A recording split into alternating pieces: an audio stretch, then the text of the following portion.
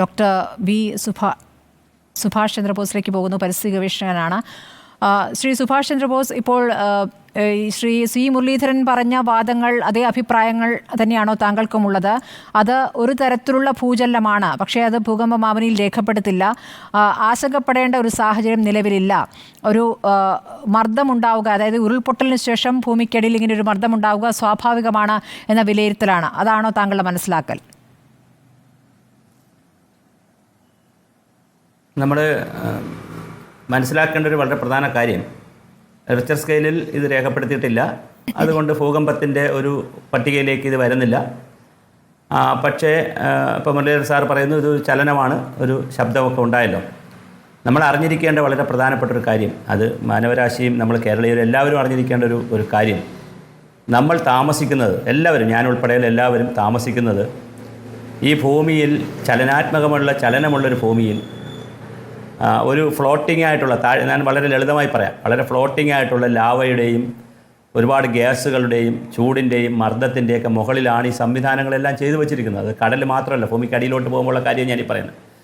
കോറും മാൻഡിലും അതുപോലെ തന്നെ അതിനകത്തുള്ള ഇന്നർ പ്രദേശമൊക്കെ ഭൂമിക്ക് ഉൾക്കാമ്പലിലെ പ്രദേശത്തൊക്കെ ധാരാളം ചൂടും മർദ്ദമൊക്കെ ഉള്ളതാണ്. അവൻ എപ്പോഴും ഭൂമിയിലേക്ക് പുറത്തേക്ക് അഗ്നിപർവ്വത്തിൻ്റെ രൂപത്തിൽ, ഭൂകമ്പത്തിൻ്റെ രൂപത്തിൽ, പല രൂപത്തിൽ അവൻ ശല്യം ചെയ്തുകൊണ്ടിരിക്കും. അത് ശല്യം ചെയ്യും. മഴ പെയ്യുന്നതാണ് ഉരുൾപൊട്ടലുമായി ബന്ധപ്പെടുത്തുക. ഇപ്പോൾ ഒരു സഹോദരി ചോദിച്ചു, ഉരുൾപൊട്ടാൻ സാധ്യതയുണ്ടോ എന്ന് പേടി. ശക്തമായ മഴ വന്നാൽ മാത്രമേ ഉരുൾപൊട്ടലിൻ്റെ സാധ്യതയുള്ളൂ. അതുകൊണ്ട് ശക്തമായ മഴ വരികയാണെങ്കിൽ തീർച്ചയായിട്ടും അത് ഉരുൾപൊട്ടലിന് സാധ്യതയുള്ള ചരിഞ്ഞ പ്രദേശത്താണ് താമസിക്കുന്നതെങ്കിൽ, ശക്തമായ മഴ വരികയാണെങ്കിൽ, അവിടെ ലൂസ് സോയിലൊക്കെ ആണെങ്കിൽ, അങ്ങനെ ഒരുപാട് കണ്ടീഷനുണ്ട് ഉരുൾപൊട്ടലിന്. അത് വേറൊരു കാര്യം. ഇത് ഭൂകമ്പത്തെ സംബന്ധിച്ചിടത്തോളം ഇപ്പോൾ പേടിക്കാനൊന്നുമില്ല. ഇതൊരു സംഭവം ഉണ്ടായതുകൊണ്ടാണ് ഇപ്പോൾ ആളുകളുണ്ടത്. അതേസമയം മറ്റ് പല സ്ഥലങ്ങളിലുമാണെങ്കിൽ കുറച്ചുകൂടി ഇൻറ്റൻസിറ്റി ഉള്ളതായിരുന്നെങ്കിൽ വീടുകളുടെ ചുവരുകളൊക്കെ പൊട്ടിപ്പോകുമായിരുന്നു. കിണറൊക്കെ ചിലപ്പോൾ ഇടിഞ്ഞു താഴാൻ സാധ്യതയുണ്ട്. വീടുകളുടെ ചുവര് പൊട്ടിപ്പോകാൻ സാധ്യതയുണ്ട്. അത്തരത്തിലുള്ള സിംറ്റംസൊക്കെ കാണിക്കും.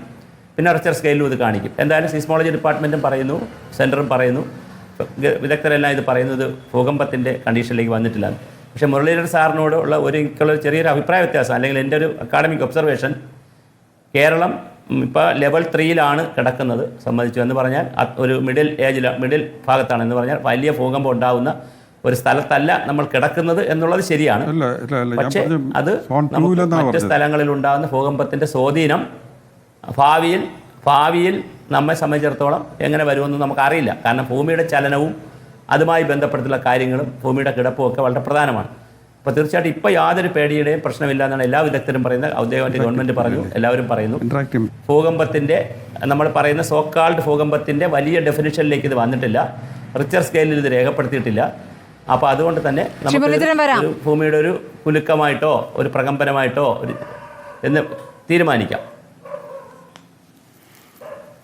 താങ്കൾ പൂർത്തിയായിക്കോളൂ.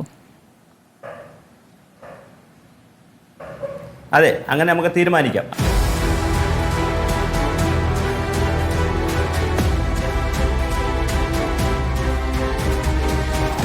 Debate with Smriti Parithikad.